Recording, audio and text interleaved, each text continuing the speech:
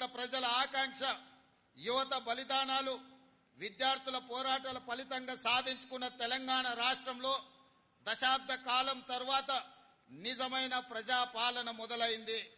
నాటి బ్రిటిష్ దాస్య శృంఖలాల నుండి దేశం ఏ విధంగా అయితే విముక్తి చెందిందో అదే స్ఫూర్తితో, అదే పోరాట పటిమతో అంతిమ పోరాటం చేసి డిసెంబర్ 3, 2023న స్వేచ్ఛ స్వాతంత్రాన్ని పొందాం.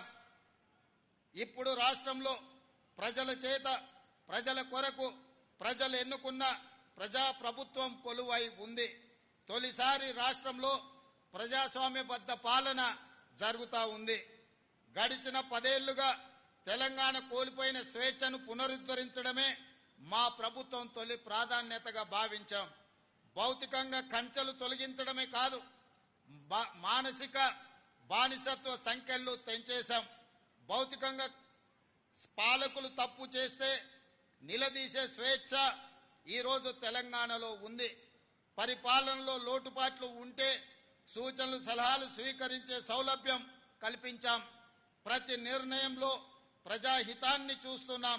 లోతైన సమీక్షలతో మంచి చెడులను విశ్లేషించి మెజారిటీ వర్గాల ప్రయోజనాలే ప్రామాణికంగా పాలన చేస్తున్నాం.